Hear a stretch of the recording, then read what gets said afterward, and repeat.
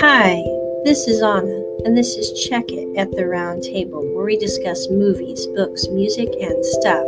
Today, we are discussing how you can connect with us on social media and also how you can support us.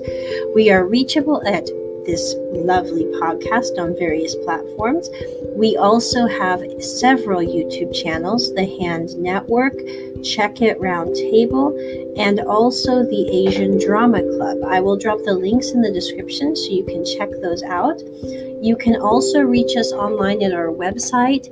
That's onnacarr.com. That's ONNACARR.com. You can support us through either PayPal or Venmo. Our PayPal email address is roses, ROSES, out of the snow, OUTOFSNOW @gmail.com. And you can support us also on Venmo. The connection for that is at Anna Carr, and that's uppercase O and uppercase C, and it's ONNACARR. The last four to verify are 1143. Thank you so much for listening. Talk to you soon. Bye.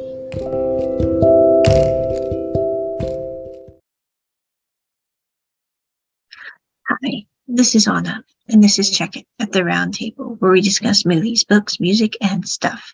Today, we are discussing My Tooth for Your Love, episode 7. This episode I thought was very interesting in many different ways, but it opens up with us showing a flashback of Jin, or An, however you want to call him, in college. And it's when he first met his senior, who was his friend.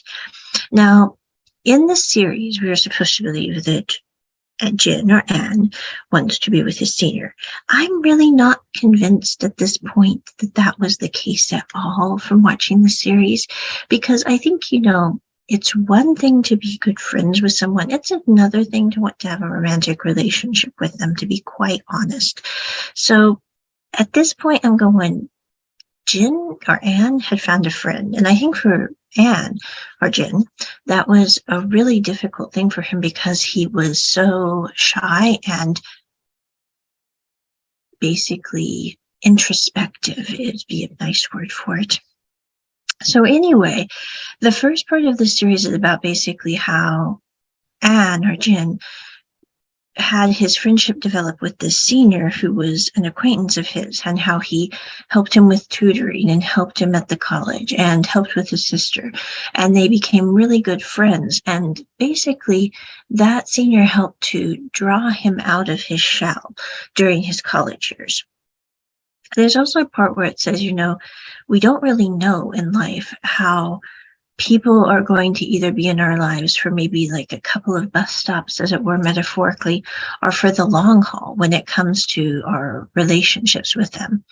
And so as we're going through that in Jin's or An's narration, we then go back to Bai and Jin at the office. I'm going to call him Jin because it's easier for me, or Anne, depending, because I'm not good at doing both names at once.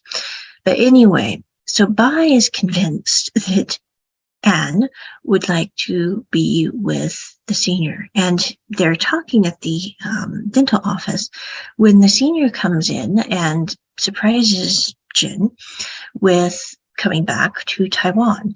And Bai just leaves very quickly and says, I'm done talking. I don't need anything else. Bye. Have a good day. And the senior's like, is that a patient of yours or a friend?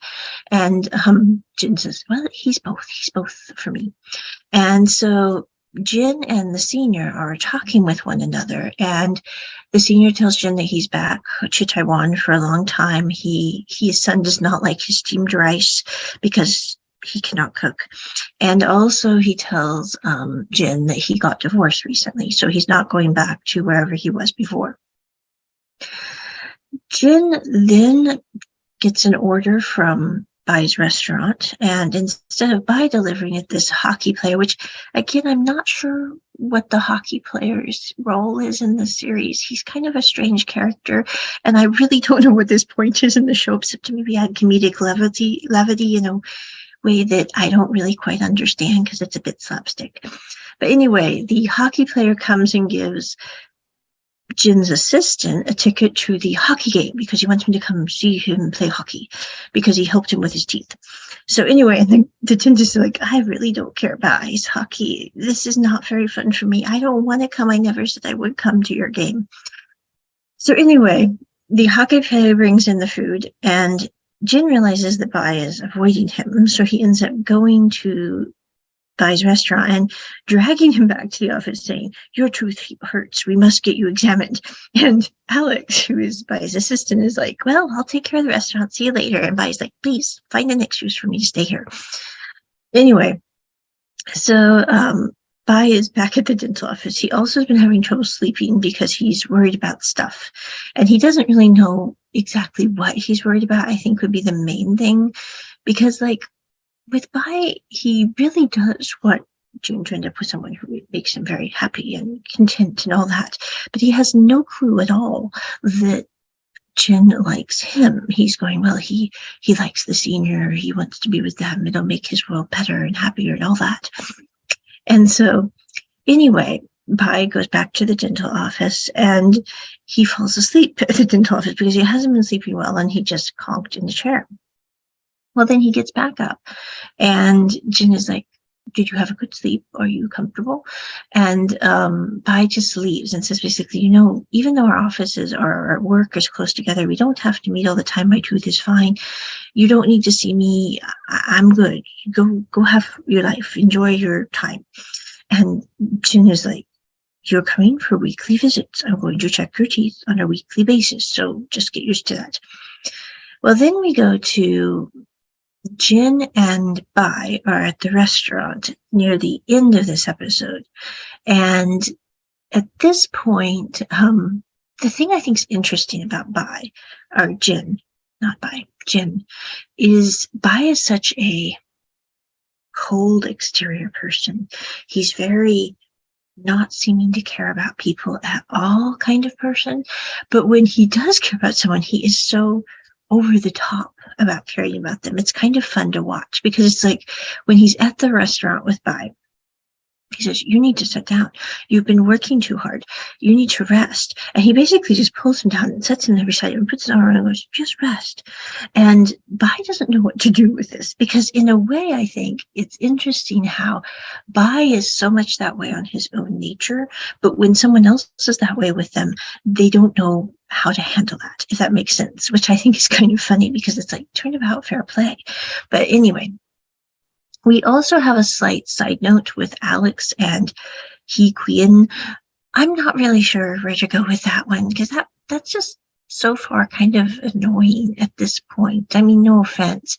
Now, I do like the character of Alex. He's a very likable character. I think in many ways I can relate to Alex more than probably any other character in the show because he's so nonplussed about everything. It's like, da-da-da-da-da-da-da. He's kind of just like the older Nuna in the show, telling everyone, go take this drink to someone. Don't avoid things because they're difficult. Deal with it. I don't know why I would relate to that at all. But anyway, okay, moving on. So at this point in time, I'm not really sure what Alex and Hee Kwin's character, it doesn't make a lot of sense yet, but maybe in episode 8, 9, 10, 11, 12, it will make more sense. At this point, I just have to say, I like Alex. I really have, I think Hee Kwin could develop into an interesting character, but at this point, he's just kind of annoying. So we're at the end of episode 7. And at this point, we have a scene where Bai takes Jin outside and is talking to him and says, if you keep acting this way, we're not going to be able to be friends. And he's like, I don't want you to not have a good life. I want you to have, and what he doesn't realize is that Jin wants to be with Bai, but Bai is convinced that Jin wants to be with his senior.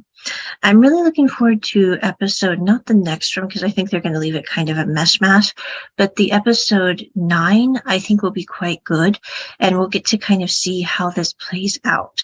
Episode 8, I think is just going to be kind of a topsy-turvy mess because it's episode 8. But anyway, and that is my review of episode 7 of My Tooth for Your Love. You can watch this on Vicky Rukaton, and I have the premium membership to avoid the ads. Check it at the round table. Bye.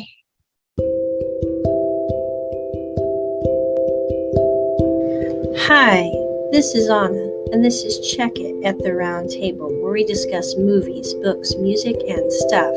Today, we are discussing how you can connect with us on social media and also how you can support us. We are reachable at this lovely podcast on various platforms. We also have several YouTube channels, The Hand Network, Check It Round Table, and also the Asian Drama Club. I will drop the links in the description so you can check those out. You can also reach us online at our website. That's onnacarr.com. That's ONNACARR.com. You can support us through either PayPal or Venmo. Our PayPal email address is roses, ROSES, out of the snow, OUTOFSNOW @gmail.com. And you can support us also on Venmo. The connection for that is at Anna Carr, and that's uppercase O and uppercase C, and it's ONNACARR. The last four to verify are 1143. Thank you so much for listening. Talk to you soon. Bye.